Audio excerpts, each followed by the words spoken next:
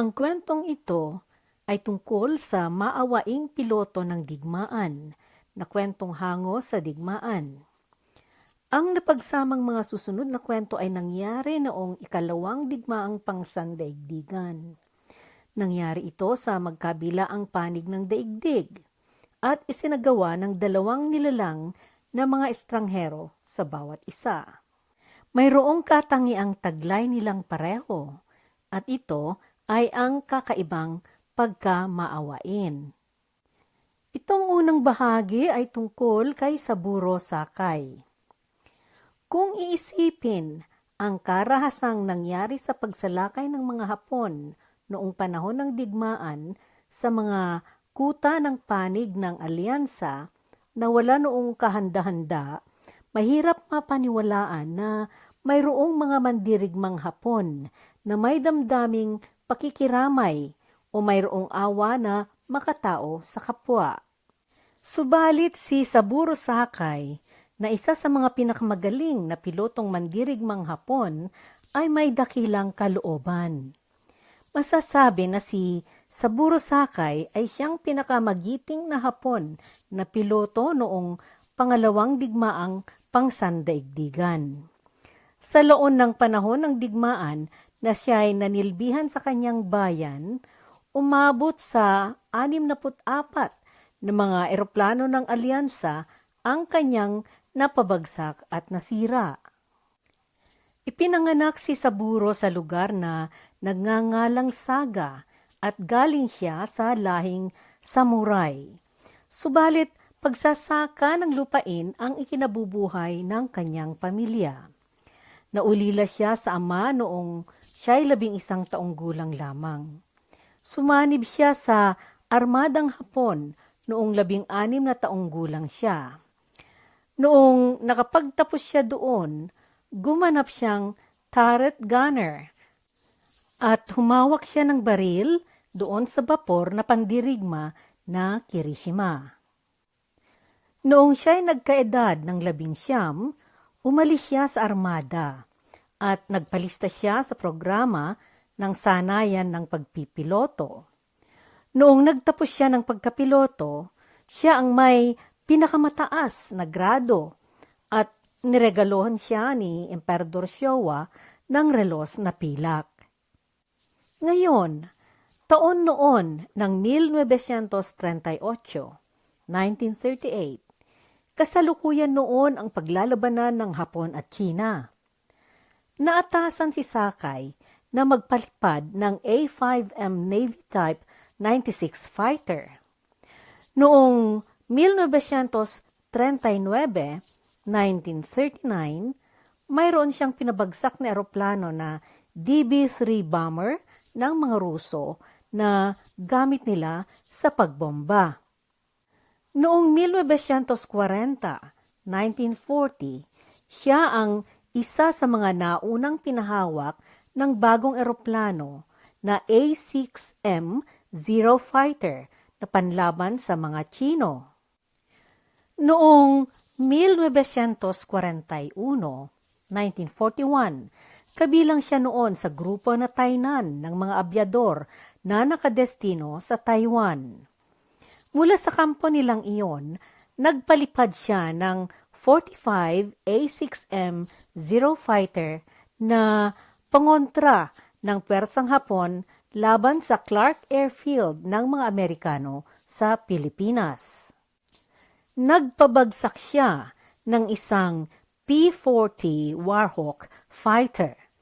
Noong dumating ang Disyembre, naipadala siya na lumusob sa target na Amerikano sa kabila ng kasamaan ng panahon. Noong ika-10 ng Disyembre, pinabagsak niya ang isang eroplanong Amerikano na B-17 Flying Fortress. Noong 1942,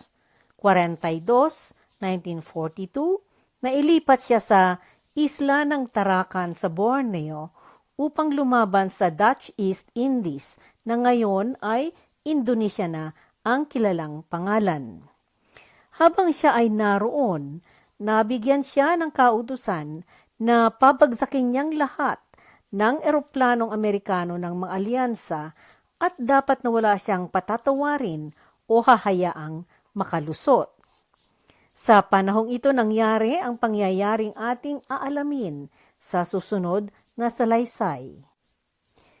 Misyon noon ni Saburo Sakay ang magmanman sa sinasakupang himpapawid para sirain lahat ng eroplanong alyansa na kanyang matatagpuan o makikita. Nagpapatrolya siya noon sa kaitaasan ng isla ng Java na bahagi ng bayan ng Indonesia noong kanyang napansin ang eroplano na nasa ibaba niya. Nasa itaas sila noon ng napakasukal na kagubatan. Inakala noong una ni Sakay na ito ay may mga dalang mga mahalagang mga tao at sinanyasan niya ang piloto na sumunod ito sa kanya. Hindi sumunod ang piloto. Ngayon, kabilin-bilinan noon ng mga pamuno ang Hapon na salakayin at lusubin lahat ang mga anumang hawak ng alyansa na lumilipad sa himpapawid, mandirigma man o sibilyan. Kabilin-bilinan sa kanila na wala silang palalagpasin. At gaya ng nasabi na, mahusay na piloto si Sakay. Galing ito sa lahing samurai. Sa panahong iyon, mayroon na siyang tala na 64 na eroplanong napabagsak. Madali na lamang niyang paputukan at pabagsakin ang sibilyan na eroplano para lubusan na itong masira. Subalit hindi niya napigilan ang sarili na bumaba at lumapit sa eroplanong may dalang mga sibilyan. Sa pagsilip niya sa bintana ng eroplano, may nakita siyang babaeng Olandes ang buhok, may maliit na bata na kasama at iba pang mga pasahero. Ang babaeng Olandes ay nagpaalala sa kanya sa isang naging guro niya noon sa pagkabata. Mabait ang maestra na iyon noon sa kanya. Isang Amerikana iyon at Ginang Martin ang kanyang pangalan.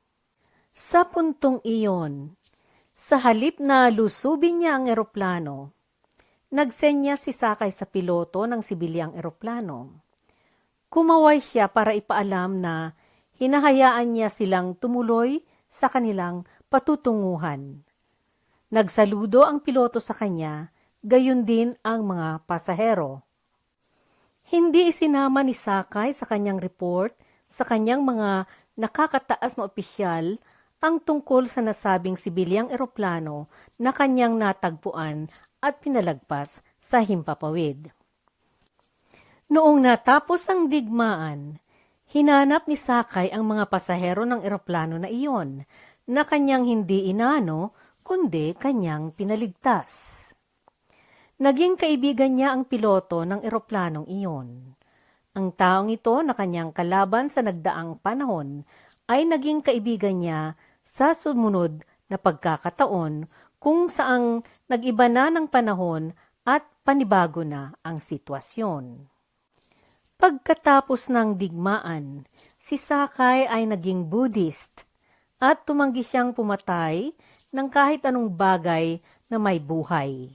Naging tagapayo at sanggunian pa siya sa mga paaralan at korporasyon. Ang kanyang karaniwang ipinapaalala ay huwag tumigil sa pagsisikap. Sa isang panayam sa kanya bago ng kanyang biglang pagkamatay noong taong 20 siglo o 2000, sinabi niya, "Hanggang ngayon, palagi ko pa ring ipinagdarasal ang mga kaluluwa ng mga Tsino, Amerikano, Australiano at Olandes na abyador na naging kaaway ko. Gayon din ang iyong lahat ng aking mga nakasama. Ginawa namin ang aming makakaya na magsilbi sa aming mga bansa."